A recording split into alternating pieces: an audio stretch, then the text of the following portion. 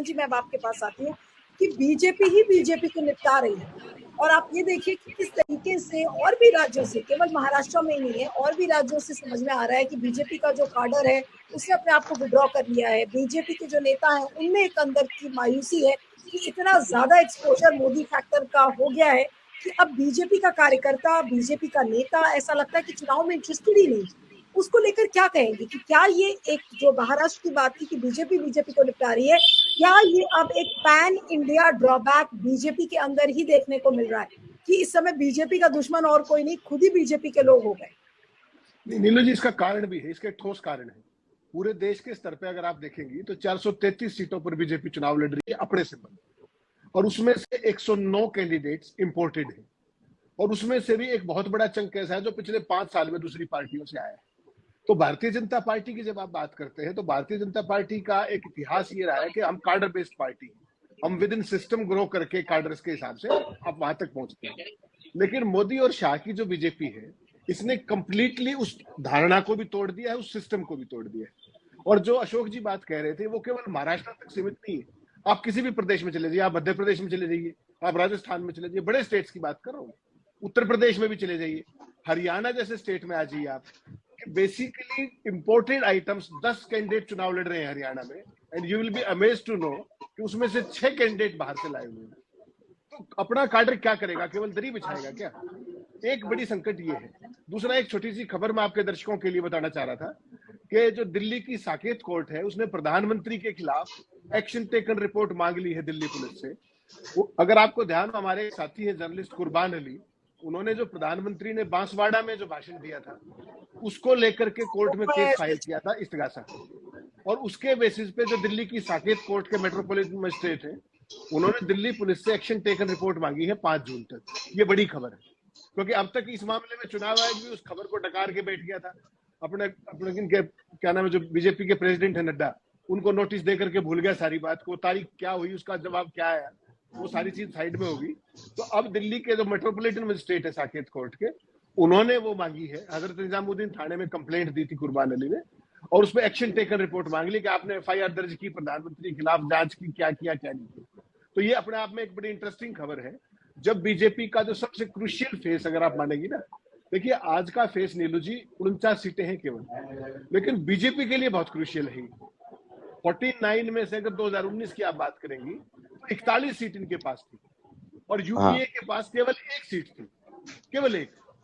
और अगर सिर्फ बीजेपी की बात करेंगी तो इन 49 में से 33 सीटें 2019 में बीजेपी के पास थी, और 6 शिवसेना के पास थी। तो शिवसेना और बीजेपी तो अब अलग हो चुके हैं, जो ओरिजिनल शिवसेना है। तो आज का जो फेस है, अगर आप स्कोर के हिसाब से देखेंगी तो सीटें बेशक सबसे कम है 7 फेसेस के अंदर, लेकिन बीजेपी के लिए सबसे क्रूशियल फेस है। कारण क्या है कि 41 आउट ऑफ 49, और उसमें भी महाराष्ट्र जैसा स्टेट, उसमें भी उत्तर प्रदेश जैसा स्टेट, जो क्रूशियल, जो जहां पर जो सारा खेल है। तो और जो एक तो जो अशोक जी ने जो बात आई पूरे महाराष्ट्र का एक उन्होंने समक दिया, उसके बाद जो उत्तर प्रदेश की आप हालत देखें कि कल जिस तरीके से अखिलेश और राहुल गांधी को लेकर के जो भीड़ उमड़ी, और उसको लेकर के पूरे गोदी मीडिया को एकदम डैमेज कंट्रोल में आना पड़ा, झूठ भी फैलाना पड़ा कि वो भाषण नहीं दे पाए, वो ये नहीं कर पाए, जबकि उन्होंने भाषण दिया। तो इसलिए की सारी चीजें जो है ये कहीं ना कहीं एक बहुत, आज का जो फेस है वो बीजेपी और पूरे देश के जो हमारे जैसे जो विश्लेषण जो साथी जो करते हैं उनके लिए भी एक बड़ा चैलेंजिंग है कि इस फेस के अंदर उनका आकलन कहां तक पहुंचता है।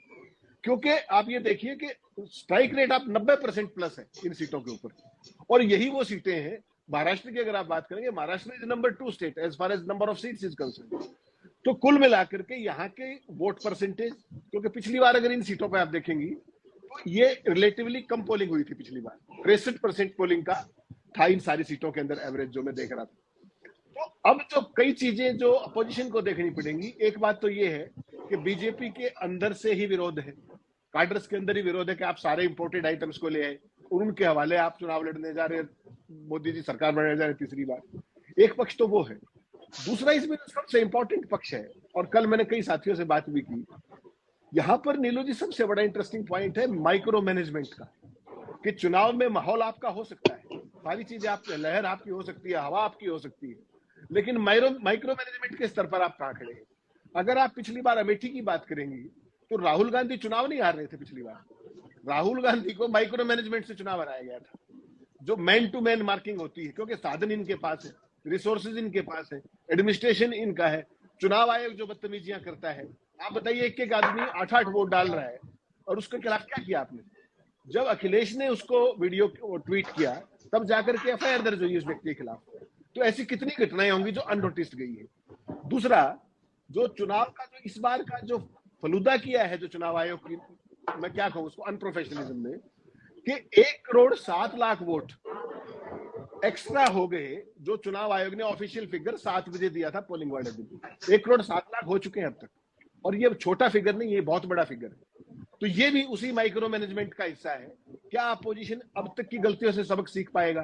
3 फेस अब भी बचे हुए, एक आज का और 2 बाकी। हालांकि सीटें थोड़ी है, लेकिन बीजेपी जो डेटा मैनिपुलेशन करती है इन सारे खेलों के जरिए, वो भी माइक्रो मैनेजमेंट का हिस्सा है।